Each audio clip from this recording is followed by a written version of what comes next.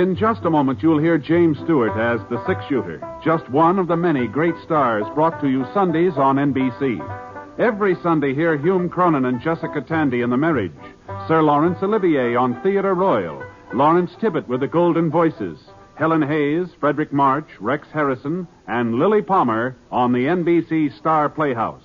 All of them heard only on NBC. James Stewart as the six-shooter.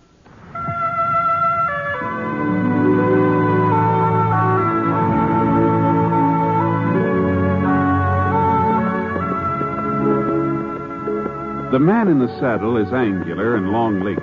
His skin is sun-dyed brown. The gun in his holster is gray steel and rainbow mother-of-pearl, its handle unmarked. People call them both the six-shooter.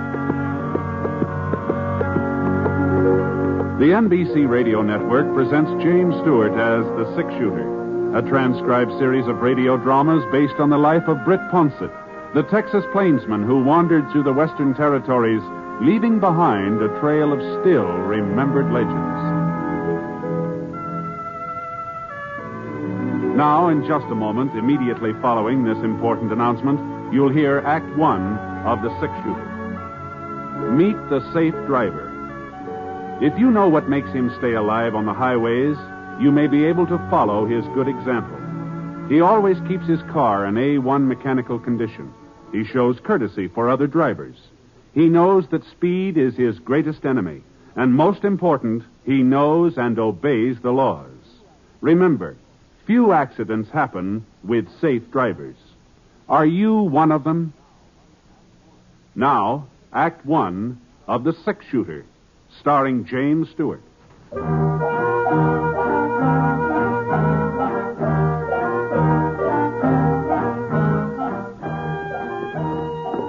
I hadn't seen Mary and Dan for pretty near 3 years, not since I left the Panhandle. So I figured as long as I was riding up through the Platte River country, I might as well swing out on my way a piece and look in on them. Now, we'd been real good friends for a long time. It was kind of like going home. And the closer I got, the more I kept thinking back, remembering, kind of daydreaming. You know, riding across prairie flat sort of does that to you. Your horse, he kind of finds his own trail mostly, and you just slouch easy-like in the saddle and listen to the hoof beats, steady, regular. Things you haven't thought about for years sneak into your head. Anyhow, I still had a day to go, and I was watching out for a good spot to bed down when I saw this campfire up ahead. Well, the way I figure, human beings are always better company than coyotes, so I gave Scar a flick with the reins and headed up toward it. Whoa, easy now, boy. There we are. Easy. Ah, howdy. Hiya. You'd rather camp private? Well, climb down. Pour yourself some java. Oh, thanks. Easy, boy. Hold on. Gee whiz, that smells good. Yeah. You, any notion about how far it is Walnut Creek? 20 miles or so, I reckon. That where you're going? Yeah, I was stopping over there. A couple of friends there I haven't seen in quite a while. Uh-huh. Yeah, a fellow there I ain't seen for a while, neither. That's all. Hey, by George, there's good coffee. Yeah, I've been hunting him for over 3 years. Finally located him. I'm going to kill him.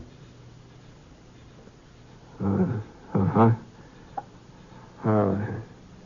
How come? He murdered my kid brother 4 years ago in Laredo. Shot him down in the street. Yeah. Well, another killing won't bring him back. Oh, nothing will bring him back.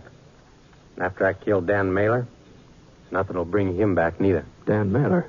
That's right, Ponset. Huh? Yeah, I knew who you was. As soon as you rode up to that fire and I got a look at that gun of yours. Britt Ponset. The fellow they call a six-shooter.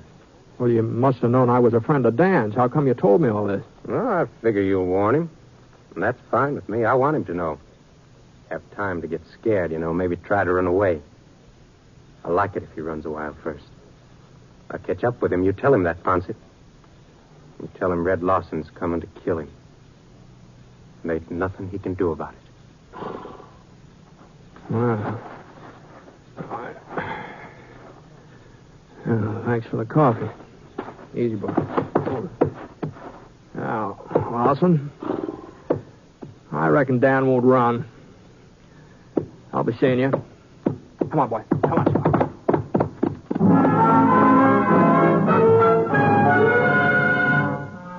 That's the trouble with the past. It wasn't only good things in it. It got some bad ones, too. And one of the bad ones was reaching out for Dan and Mary. I didn't know this fellow Lawson. I didn't know what he was talking about, but I did know Dan. And I knew if he'd killed somebody back there in Texas, it hadn't been murder.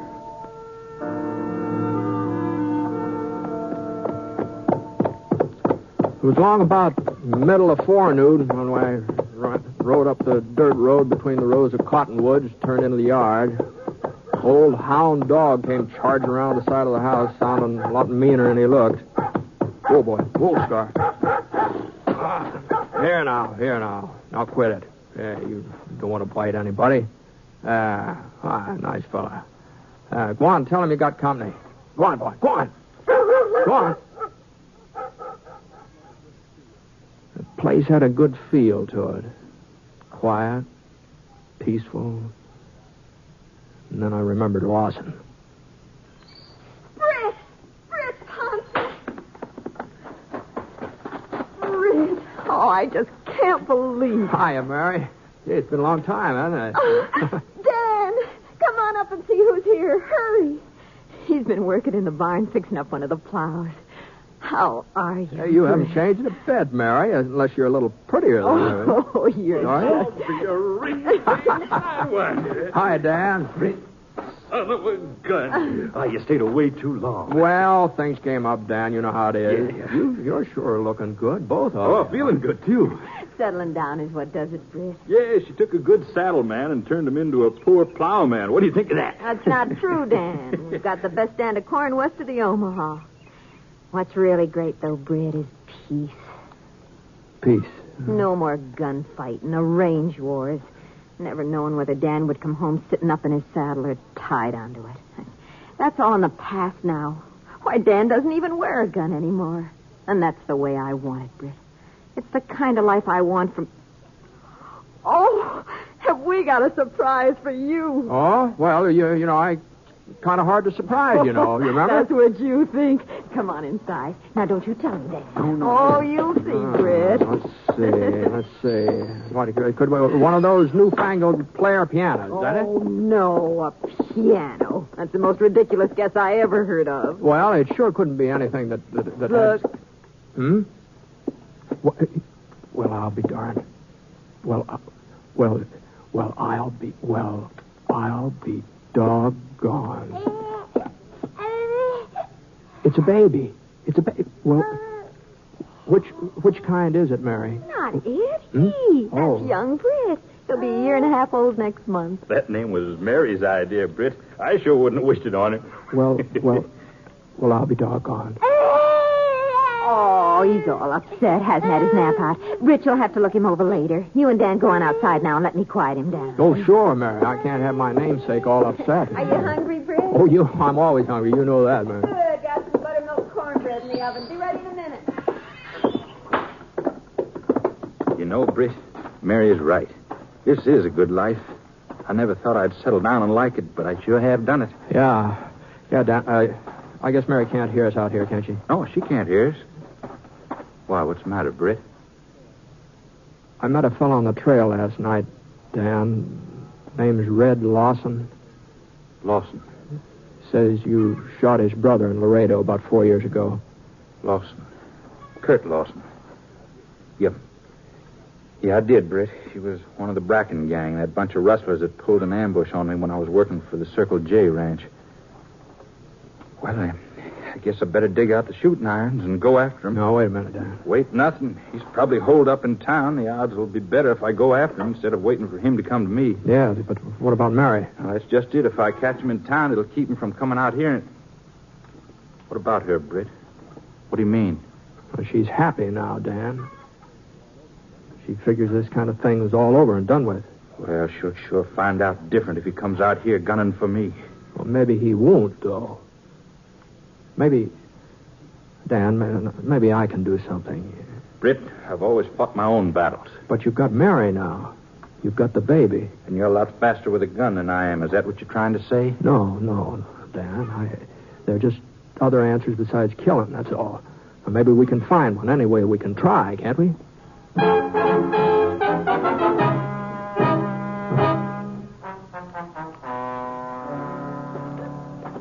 I saddled up Scar a bit early the next morning and rode into town alone. Figured I'd have a talk with the sheriff. After all, this was his job when you come right down to it. Well, he wasn't in his office at the county jail. He was out of town for the next 3 days. So I walked down the main street trying to figure out what to do.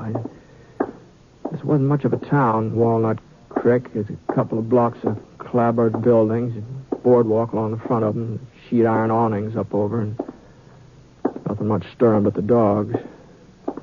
Sleepy, quiet, real nice and peaceful. For everybody except me. Britt! Huh? Oh, Mary. Oh, now. Oh. Well, you were certainly an early bird this morning. Well, Mary, does Dan know you came into town by yourself? Well, I don't know, Britt. I come in alone every day or two. Why shouldn't I? Something wrong, Britt? No, I just wondered, that's all. Actually, I think he was too busy to notice I'd left. You know what he was doing? Cleaning his guns. You're a bad influence, Britt. Well, I think you've started him thinking about things... Well, Ponset, how about it? You give him my message? What? Lawson. Mary, I'll see you later, huh? Well, all right, Britt. Oh, now, there ain't no need of the lady. No. Like that. Goodbye, Mary. I'll see you later, huh? Well, all right, Britt. If you say so. Giddy up. Come on. Mary, huh? Dan's wife, maybe. I hear he's got a kid, too. Yeah, maybe you hear too much, Lawson. And talk too much, too. Maybe you don't ride enough. Well, I'll ride when I'm through here. When I get even. Yeah, but Dan told me about that. Your brother tried to ambush him. He was in with that Bracken gang. That don't make no difference to me. He was my brother. Dan Mailer was in my place. He might feel the same way. Maybe I'll give him a chance to feel the same way. Now that I know he's got a wife, a kid. Now, Lawson, if you touch Mary... Yeah, I know. I know all that. But once I've done what I come here to do, I don't care what happens afterwards. You, Dan Mailer, can make no move until I do. You see how it stacks up, Ponset? I got all the cars. And he turned his back and he walked off down the street, and I stood there watching him go, knowing he was right. He did have all the cards. There was only one thing in the world he wanted: revenge. And he didn't care what it cost to get it, even his life. Dan and I couldn't move first, and afterwards it'd be too late.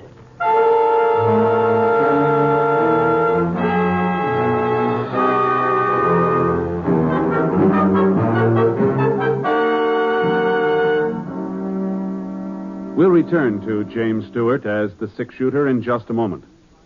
When it's entertainment you're after, you'll find the very best on this station of the NBC radio network. Thursday night, for example, you'll hear Robert Young, Roy Rogers, Ralph Edwards, and Eddie Cantor, each with a great program for your listening pleasure. Robert Young on Father Knows Best, a program based on the assumption that the man of the family can put one over on the wife and youngsters. And Truth or Consequences with Ralph Edwards. When Ralph sends a contestant off on a consequence, it usually ends up as one of radio's funniest stunts. And if you like Western songs and adventures, you'll find none better than the ones you hear on the Roy Rogers Show. Then, to top it all off, hear the little-known stories of show business that Eddie Cantor tells on Show Business Show each Thursday on the NBC Radio Network.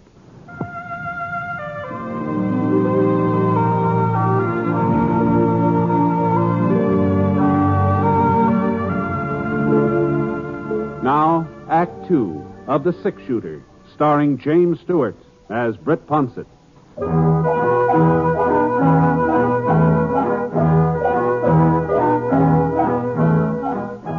I found Mary finally at the general store, and I stayed with her while she bought some things. And we headed back for the farm. Just like a woman, she was curious about the fellow I'd stopped to talk with. Wondered why I hadn't introduced her. And I had a real hard time stalling her off, but I managed to. With Dan, it was different.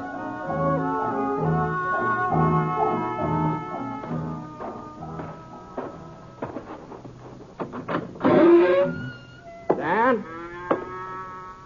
Are you in there, Dan? Yeah, come on in, Britt. Been cleaning my guns. Oh, forget it, Dan. There are better ways. Yeah? You got one figured? No. No, not yet. I saw Lawson in town a while ago, Dan. Oh? You talked to him any? Yes, I talked to him. I reckon you better stay close to Mary and the boy. Why? What do you mean? What do you mean, Britt? Did he say anything? No, not exactly. He saw Mary in town. Why, that dirty... No, I didn't let him talk to her, Dan. She wondered about it, though. She'll probably ask you later. That settles it, then. I hadn't even thought of that side of it. Britt, I'm going after him. You wouldn't have a chance, Dan. You're selling me kind of short, ain't you? No, I don't mean it that way. Lawson wouldn't draw even if you called him. That's not what he's after, don't you see? You'd have to kill him in cold blood, and I don't think you could do that, Dan. No, I couldn't. Not even Lawson. What are we going to do, Britt?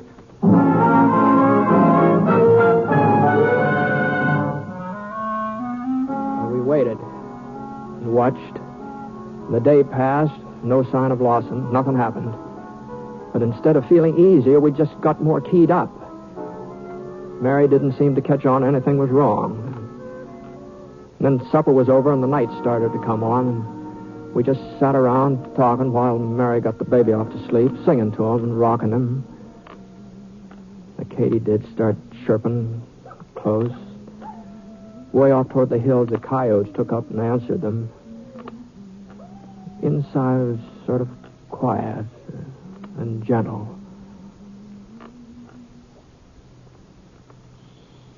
I think he's finally drifted off. Yeah, he looks sound asleep.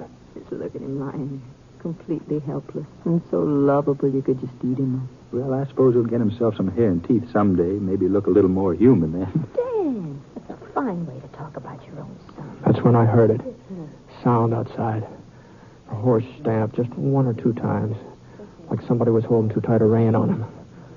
Scar and Dan's stock were all in the corral over next to the barn. This was right up close to the house. I didn't let on to Mary or Dan. What's the matter, Britt? You getting restless? No, it's too many years on the trail, I guess. I think maybe I'll amble outside. I get a little fresh air. Well, watch out for the coyotes, Britt. They're growing big around here. Dangerous, too. Yeah, I'll keep an eye on it. Coming out of the light that way, I was blind as a bat. I stopped on the porch. I waited a minute so I could get used to the dark. And I stood there listening to the sounds coming out of the night. The katydids, the coyotes. Then I heard it again. I moved around the corner of the house. It was all quiet. No sign of anybody. I drew fast and fired at the flash. Then I could hear a horse getting away. Britt, you all right? Yeah, Dan. It was Lawson. He got away. What in the name of heaven were you trying to do? You all right, Mary? Small thanks to you if I am. That first shot didn't miss me or the baby by more than 6 inches. Well, I'm sorry, Mary. There was a coyote out there, and I didn't realize... Didn't realize, you fool. You might have killed us both, and you didn't realize. Stop it, Mary. Britt was... No, she's right, Dan. It's my fault. I just didn't think, that's all. Britt, I think you've worn a gun so long it's beginning to affect your mind. Yeah, maybe you're right. Look, I think maybe I'll ride into town for a while, if nobody minds. I'm awful sorry, Mary. I'll see you later. I ought to go with him, Mary. Why? After a fool trick like that, he ought to be alone. Nobody should be around him. It isn't safe to be. Oh, you don't understand, Mary. You just don't... Well, let's go back in the house. Yeah. What? Let's all go back in. Dad. Lawson. Why, you... Easy, Mailer. You see how it is. Gun ain't pointed at you. One crazy move and your wife will get it. All right. Let's all go inside. Go on, move.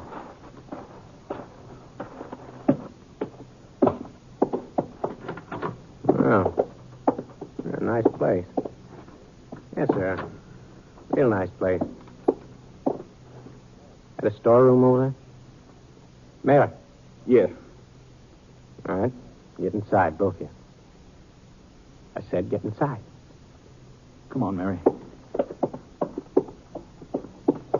Ah. I'd have to hold you? Huh?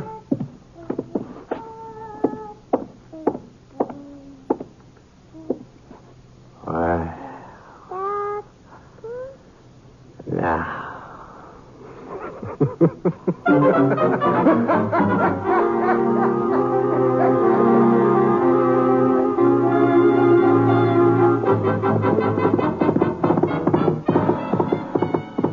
Much of a start on me to catch up to him. After a while, I stopped. Close car. Whoa, boy. Hold up here. Oh. I could hear him up front. I could hear him. I've heard a lot of horses on the trail. Enough of them to know that this one had an empty saddle on him. I read Lawson hadn't left that farm at all. Come on, boy.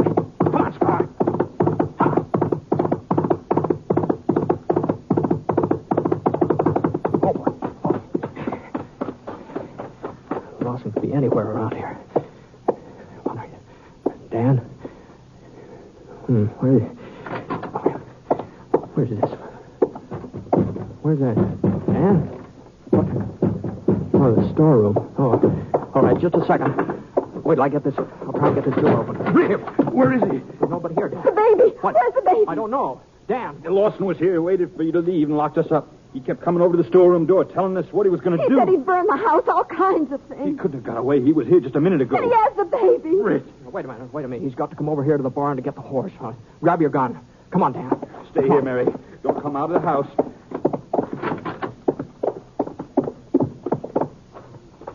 He's got the baby. This won't be easy. I know. I can figure why he waited. He had all of us. I can't figure it. Yes, he's waited 3 years. He just wanted to enjoy it, that's all. All right, come on. We better separate. No use making it easy for him. Right, Britt. Hold it. Right where you are. The moon came out from behind the cloud. I could see him now standing right in the barn door, right in the open, like he wasn't afraid of anything. And then I saw why he wasn't afraid. He was holding a gun in his hand, not pointing it at us, though. It was aimed at a little bundle squirming in the hay behind him. I reckon you can see how things stand. One movement's all over for the kid. All right, Mailer. Drop your gun. I'm the one you're after, Lawson. All right, you got me. How about leaving Mary and the baby out of it? I killed your brother. They didn't. Hey, you'd miss him, though, wouldn't you? I guess you'd miss him real bad. Why, you... Hey. Careful, mate. Dan just stood there, helpless. Hands up in the air. The moon was out full now. I knew I could get a clear sight on Lawson, but I didn't dare to draw on fire. He'd still have time to jerk that trigger. The gun muzzle was about 3 inches from the baby's head. All right, Ponset. Move on over next to Mailer. I want you both where I can see you. Go on, move. I walked over and stood beside Dan. 4 years, Mailer. 4 years I've been dreaming about this. Now it's even better than I thought. I didn't know you'd have a family. I didn't know I'd get the 6-shooter along with you. It's our fight, Lawson. Why don't you leave the rest of them out of it? I had a brother once. 4 for 1 makes a pretty fair payoff. I kept watching his gun. It was the only chance. If it swerved for 1 second, I'd make a play, but it didn't swerve. And the time was running out. And then I caught something from the corner of my eye, just the bare flicker of it.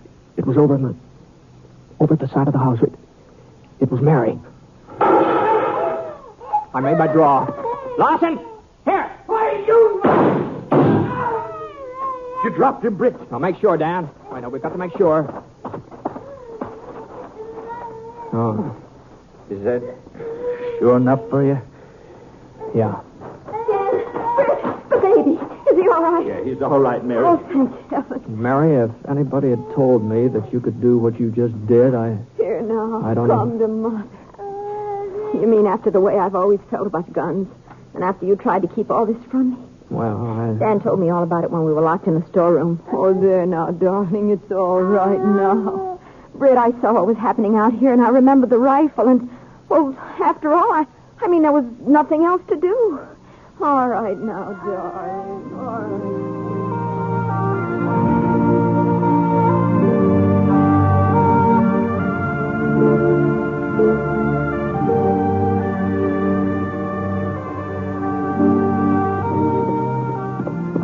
About 3 days later, I said goodbye. But I knew I'd be coming back that way someday. Dan and Mary aren't just the kind of friends a man forgets. Dan is a tough cowpoke from the range country, all settled down and liking it. And that Mary, she was gentle and sweet and firing at a killer to save her baby's life. And that baby, naming him Britt the way they done, that gives you kind of a funny feeling having a baby named after you. Kind of a good feeling.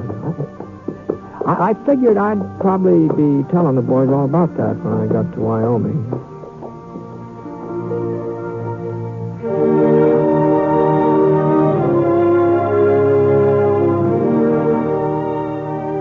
The truce in Korea doesn't mean we should stop writing letters to our men and women in service. Mail from home is just as important now as it ever was. In some respects, it's even more important. The action, the strain, the anxieties of war can keep a soldier's mind occupied. But when the letdown comes, the time to relax, that's when morale needs a shot in the arm. Your soldier knows the shooting is over. He's done his big job, and now he wants to get home. But unfortunately, there's still a lot to keep him for a while. So don't let him down. Help keep up his morale. Write that letter today.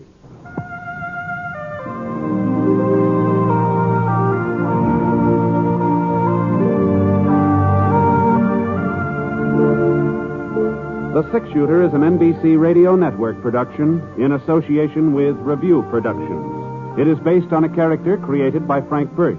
And today's transcribed story was written by Les Crutchfield. Mr. Stewart may currently be seen in the Universal International picture Thunder Bay. Others in the cast were Shirley Mitchell, Leon Ledoux, Paul Richards, and Barney Phillips. Special music for this program was by Basil Adlam, and the entire production is under the direction of Jack Johnstone. All characters and incidents were fictitious, and any resemblance to actual characters or incidents is purely coincidental. Hal Gibney speaking.